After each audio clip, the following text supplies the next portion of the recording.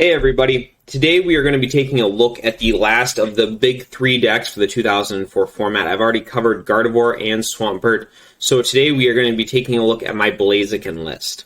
Now, a lot of players will say that Blaziken is the best deck in the 2004 format. I will say it probably has the most raw power of the 2004 format. This was one of my all-time favorite decks. I played it at Worlds that year in 2004, but when you play a deck that is so big, it does have a lot of counters to it. It does have a lot of, I'm going to say a lot of decks in the format that mesh well against it. But in terms of just raw power, Blaziken is probably has the most raw power of any deck in the format. Now, basically the idea of the deck is we are going to be using Ruby Sapphire Blaziken to accelerate fire energy onto just a wider range of attackers. Blaziken EX just gives so much versatility. And for 2 energy, you do 30 damage. If heads, you hit for 50. If tails, they're burned. And then Volcanic Ash, you discard 2 fire energy attached to Blaziken to do 100 damage to anything in play. And 100 damage almost guarantees you knockouts. Not on everything, but it gives you a lot of versatility to hit stuff on the bench, which isn't always a big theme in this for 2004. We also use the Delcatty Magneton engine here, but let's go ahead and just jump into the deck. Starting off here, we play 4 copies of Dunsparce. Dunsparce just lets us set up here. It's, like I said, we also play the Delcatty Magneton engine, so we need to be able to get our basics in play. And then, of course, Sudden Flash for 10 damage is a very solid attack. We play 4 copies of the Singe Torchic. For a couple of reasons, we play the Singe. One, we do want that 50 hit points. And second of all, Singe can be a very annoying attack, especially if your opponent has something active that they don't, that maybe they'll have a hard time getting out of that active spot, or they're going to want to leave in that active spot, like Dunsparce, for example, Wobbuffet, things like that. Being able to burn it can be incredibly annoying. Next up, we play 2 copies of the Lunge Combustion. A couple of different reasons we play this one too. One, it's got 80 HP. And second of all, 50 damage knocks out just about every basic in the format, or every basic you're going to commonly run into.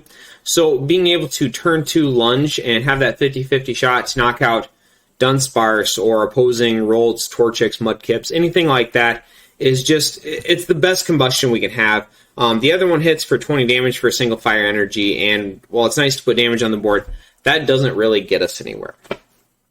So next up here, I also want to add it does have the Natural Cure, which you attach fire energy, removes all special conditions.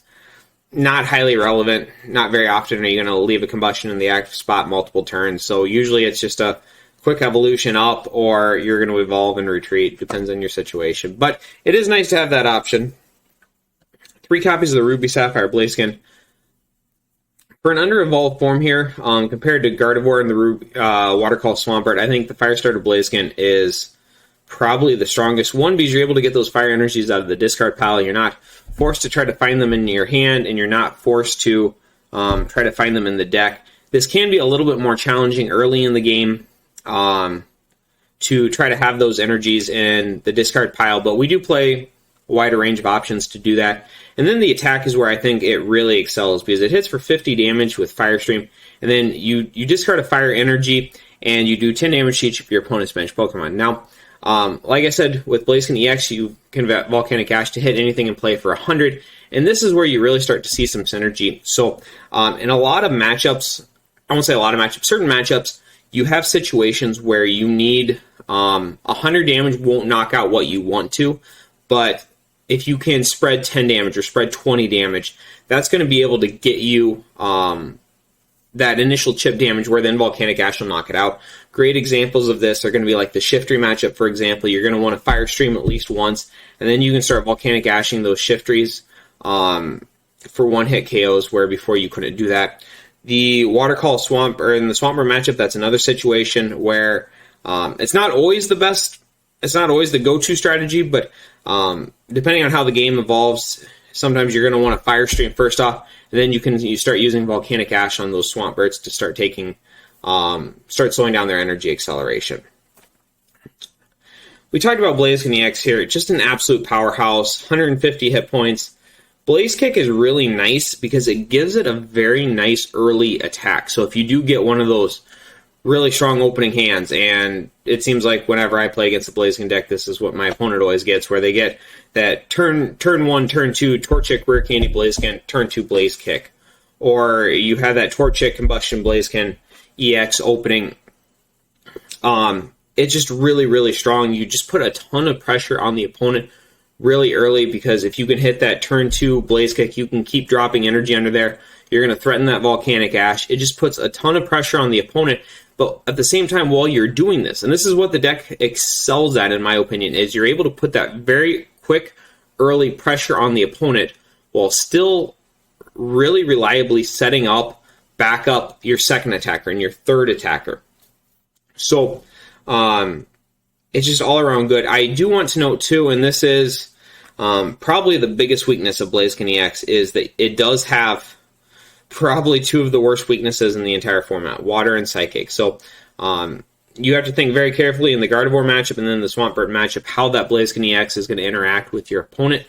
And with, like I talked about in my last video too, Gorbis is just everywhere in this format. So you got to be really conscientious of it and make some smart plays with your Blaziken EX. But it is probably the best, I would say it's probably the best EX in the format. 2 Skitty, 2 Delcatty.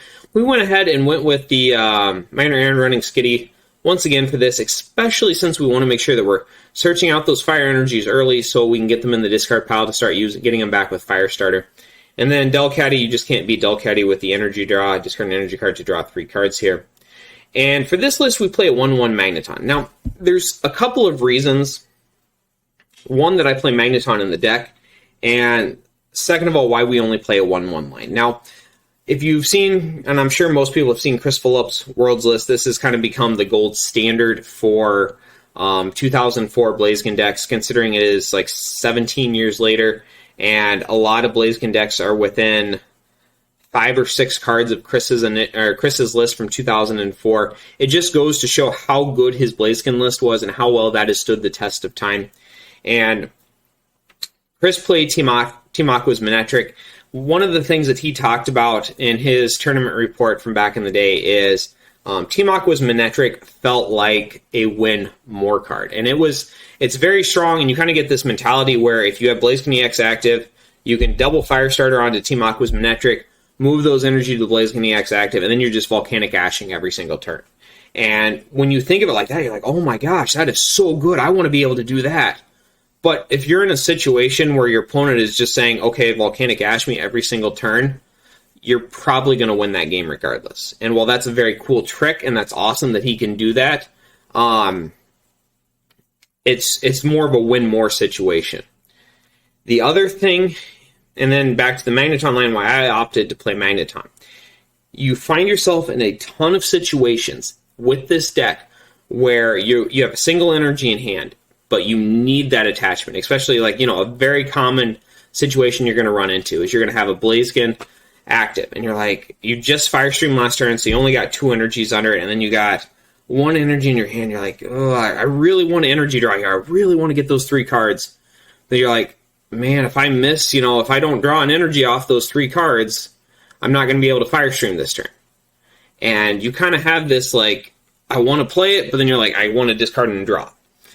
Along with that, too, and this is one of the things that I see literally every single year, even up until, there's some decks today where I see this, where players will go so far out of their way to play a deck with energy acceleration, where they're like, oh, I get to drop these extra energy cards, but they don't value their energy attachment for the turn.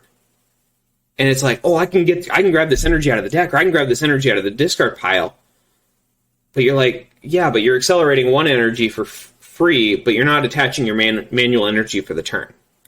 And I those situations come up, but I never understood how, like, players were okay with that. If you're playing an energy, part of the point of playing the energy acceleration is that you're accelerating more than 1 energy per turn. If you're just playing 1 energy per turn, regardless of where it comes from, you're literally just playing 1 energy per turn. You don't need to play a ton of other cards to get to that point. So that's a couple of the things with the Magneton is, one, it lets you make sure you get your manual attachment. You always have that energy to energy draw. There's a little bit of synergy with Rayquaza EX and the Lightning Energy. You're always going to make sure you're never going to run out of energy for Rayquaza. And then lastly, you just have some... Magneton's not a bad attacker. Like we talked about, we're playing a deck that accelerates energy. Magneton does damage based off how many energy are in play. And once again, Gorbis is incredibly popular in the format. Magneton gives you a one-prize attacker. You can slam into a Gorbis and trade with them.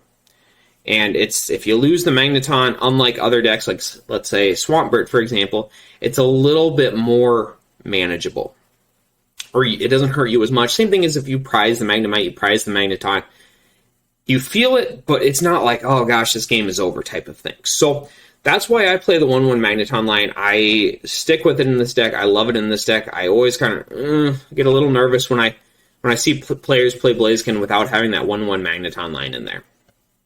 Next up, one copy of Rayquaza. And this is, if you haven't caught the theme by now, I have some very strong feelings when it comes to Blaziken. I've played this deck for 17 years now, and gosh, that makes me sound old when I say it like that. But I have some very strong feelings when it comes to this deck in Blaziken. Rayquaza EX. I see a ton of players just stand in awe of Rayquaza. Oh my gosh, this card is so good. It's so good. It's so good. And because you get to do it, it scores one-hit knockouts, or it's very easy to get one-hit knockouts with. I find that it's barely good enough to play. And that's, I would say, a mass contradiction from a lot of the mass players, but it's got 100 hit points. And yes, it'll get you knockouts, but it does take a lot of investment to get that one-hit KO. And a lot of good opponents, you're not going to catch your opponent off guard with this. A lot of really, really good opponents are going to be ready for it, and they're going to be able to trade back with it and get those two prizes. You saw in my Swampert deck, I play a copy of Ditto and Swampert. Gardevoir just has a lot of massive damage. And I'm not saying it's a bad card. I'm just saying it's a ton of investment, and I'll talk about it more with the list, but we're playing a ton of cards in this deck to make this Rayquaza playable. And it's good enough to play because you do need some options. It's water resistant. It's great against decks like Gorbis and things like that, but just understand it's a huge investment. It's not essentially, and I will say that was one of the biggest mistakes a lot of players made back in 2004. We all played 2 or 3 Rayquazas. I played 3 Rayquaza EX at Worlds that year. I was totally on the Rayquaza train. Chris made the right call with 1, but even then, it's like I said. We'll talk a little bit more about it with some of the other things in the deck. But essentially, Dragon Burst, it does 40 damage for each energy you discard, and then you can discard either all fire or all lightning energies. So, if let's say we have a lightning and 2 fire, we discard 2 fire. It does 80. Let's say we have a lightning and 2 fire, we discard lightning, it does 40. Let's say we have a fire and a multi, we discard both for 80. And this is where you really, really get, you start to see the strength of the Rayquaza. You basically, attaching a lightning and then fire energies is not super common. A lot of the times, you're going to be looking for that big knockout on opposing Pokemon EX. It's going to be a multi and then 2 or 3 fire energy, and you're just going to go all in on it. Spiral Growth, flip coin. Until you get Tails, for each head search, you discard power for an energy and attach it to Rayquaza EX. Once again, this is not a bad attack. It's nice to have that option. But at the same time, too, it's not... if you're going Spiral Growth, or that's the play you're making, you're going to be in a pretty bad spot with Rayquaza. Weakness is colorless. Resistance is water, which is actually pretty nice considering... I think it's water fighting. Sorry, the 1 is covering that up. But the resistances are actually quite nice. The retreat cost of 2 is very painful, especially if you're going all in and discarding both energies. You're not going to be able to retreat it on the following turn. 1/1 Blossom. This is completely popularized by Chris Fulops. You basically do not play stadiums in the deck, so you just play a 1/1 Blossom line. Not only does Blossom give you a near auto win to Walrein due to the water resistance, it's also a great attacker. It's actually a really solid attacker against, let's say, Team Magma's Groudon, which Chris obviously didn't know at the time, but I know it helped him out that weekend. But essentially, you can double Fire Starter, multi-energy, and then you're going to be one-shotting Groudons. Beyond that, just dealing 20 damage is awesome, especially with the format having a lower damage output than you see in years such as 2006 with LBS and Lugia EX dealing 200 damage. That Heal Dance can really change knockouts and, change 2 hits into 3-hit knockouts. One copy of Ditto. Ditto was something that Adam Caparelli suggested. I did not really, it didn't seem much play for me back in the day, but it was something that Adam from Six Prizes was, I guess, kind of in the know of, and he tested a little bit. But essentially, Ditto does a couple of different things. One, it acts as a fourth or a fifth copy of Dunsparce. So essentially, if your opponent opens with Dunsparce, which is the ideal start for your opponent, then you have, quote unquote, 5 outs to have a Dunsparce of your own, you 4 Dunsparce, and then the Ditto. It also works really well against opposing Rayquaza EXs. You just send up Ditto with 2 fire energies, and you're able to Dragon Burst for 160 due to weakness and the knockout. And then lastly, it's really good against any sort of Gorbis deck because you double Fire Starter. Those both count as Psychic energies plus all the Psychic energies they have in play. As long as they have 5, you'll hit for 70 and then the knockout. So Ditto's another one of those. It's not essential to play because we are starting to get a little high on the Pokemon line. I think I'm at 25 here. But the meta that I expect nowadays from 2004, I think the Ditto is a pretty solid call. It's also just a great attacker in general. You can do some unusual things, like say against Gardevoir EX, for example, you can send Ditto up with 2 energies and use feedback, or against Swampert EX, you can send it up and Hyper Pump if you just need to get some chip damage on it. Just some different options. 4 copies of Steven's Advice, 4 Copycat. Both absolutely essential in this format. You've got to play that no matter what deck you're playing. I won't say that 100%, but absolutely essential for our consistency here. For Rare Candy, we do play a Blaziken line here, and then, of course, our 101 Blossom. Want to make sure that we're hitting those early Blazikens, and then, of course, that we're able to get that Blossom out when we need it. 3 copies of Oracle. Great combo with Delcatty here. Even better that we play the Magneton line. Search our deck for any 2 cards, put them on top, and then we draw them straight away here. 3 copy of Friend Ball. And this is kind of a split from what you saw in my 6 Prizes article I put up, I think, 2015. But essentially, the reason for this is we are playing, quote-unquote, the best deck in the format. And if you go to a 2004 tournament or you're playing some 2004 games, it is highly likely you are going to be playing against opposing Blaziken decks. Probably, if you're playing 8 rounds, I would say probably anywhere from 3 to 5 year rounds are going to be against Blaziken decks. Now, not playing the One Elms training and playing the extra Friend Ball in a mirror match should slightly increase your odds. I'm not by much, we're talking 2-3% here, but it should slightly increase your odds in that matchup, which when you're in a 50-50, you'll take whatever you can get. Along with that, we are playing the Delcatty Magneton engine. So it is really, really good to be able to search out against basically any other Delcatty Magneton engine. You can search out those pieces. It can also grab Rayquaza EX, and this is all as a normal trainer, which Elms can't do. And then lastly, there's also a slight argument that if your opponent opens Dunsparce, you can Friend Ball to grab Dunsparce and then have a turn 2 Dunsparce. Once again, those last couple, grabbing the Rayquaza, grabbing the Dunsparce, those are a little bit more, fringe examples of where Friend Ball can be very good, but when we're playing, like I said, the most popular deck, you're expecting a lot of mirror matches. I do think the 3 copy of Friend Ball over the copy of Elms is a solid call, especially when we do have Oracle to be able to search out the options that we need to here.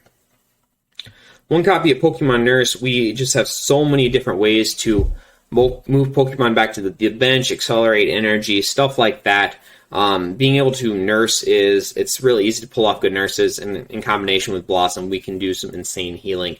One of the things I really like to do is if I have Blaziken EX active, I use Volcanic Ash. They come up and hit me. I retreat Blaziken with my 2 remaining energies, nurse it on the bench, start using Fire Starters and my normal attachment under it, and then the following turn I'm going to be ready to go again with a completely fresh Blaziken EX, completely wiped out that entire attack they just did. So, it's one of those where, you could make an argument to play a second or things like that, but you don't want it to clog the hand or anything like that. So just the 1 copy to be able to find that when you need it is great. 1 switch, 1 warp point. These are both in combination with the Rayquaza. So either A, you can get the Rayquaza into the active spot, or B, you're able to get the Rayquaza out of the active spot if you get incredibly lucky and it actually does live for that 1 turn. We split the count here because we do play Oracle, so Situationally, you are going to want, especially if you are bringing Rayquaza up, you're generally going to want the switch. You know, let's say you got Dunsparce active or something, you're going to want to do your fire starters under the Rayquaza before you switch it active to hit whatever they have active. You usually, if they have their big threat active, you don't want to warp it back to the bench and then send Rayquaza up to knock out a Dunsparce. On the flip side of that, there's also situations, especially with Blaziken doing some very nice chip damage, where you are going to want to just search for a free prize on something. And just being able to play that warp point to bring something up is great. Or in other common situations is you're going to Volcanic Ash, so you're going to warp point, your opponent brings up something, you Volcanic Ash something on the bench, and then they're stuck with something they don't want in the active spot, just basically stuck active. Next up, for the energy lineup here, I play 14 energy. It's going to be 11 fire. I played the extra fire energy. I do like to make sure that I have those fire starter options very early and very quickly. You can make a very solid call or a very solid idea to play warp energy. I know that's what Chris Fulops did here. I just felt a little bit more comfortable playing the 11 fire. And then 2 multi. This is going to be for the Rayquaza and then for the Blossom here. I do not go as heavy on the Rayquaza as I think Fulops did. I think he played 3 multi and 2 lightning. I just don't think you need to do that. Rayquaza, you're not going to be looking to Dragon Burst tons, multiple times in a game. You're just going to be looking for 1 really good Dragon Burst, maybe 2, and that's what the 2 multi and 1 lightning is going to do. Also, don't get overly attached to these. If you have to throw it under a Blaziken or if you have to throw it under a, something else, just do it. I see people get really attached to it. They're like, oh, no, I can't throw my multis. I got to save those for Rayquazas, and then they miss energy drops. Just don't do that. Throw it down. It's not worth it in the long run here. But I will say you do need to track these over the course of the game. Don't go to make a Rayquaza play and then realize you're out of multis or lightning energies. 1 lightning energy, as we talked about before, we do play the Magneton, so that does make it a little bit more partnerable. I do think the lightning is actually more common with the Magneton even than I will say the Rayquaza. You're not going to find a ton of situations where you are going to attach the lightning. I will say against Gorbis decks, you do have a nice situation where you attach lightning, double fire starter, Dragon Burst 1 Gorbis, and then on the following turn, multi, and then discard the multi and the lightning to knock out the second, to knock out another Gorbis or something like that. But that is the energy lineup here. So that is going to be my 60 cards. Really quick here, just to break down a couple of rules for you. 1, the Fire Stream attack is very poorly worded. You do have to discard the fire energy. I learned that one at Worlds that year. It is a mandatory discard there. It says if you do, but you have to discard it. And then if you attach the multi-energy along with a basic energy, you do have to discard all energy. It's not like, well, I'll have the multi-count as, lightning, and then I'll just discard the fire. You do have to discard both.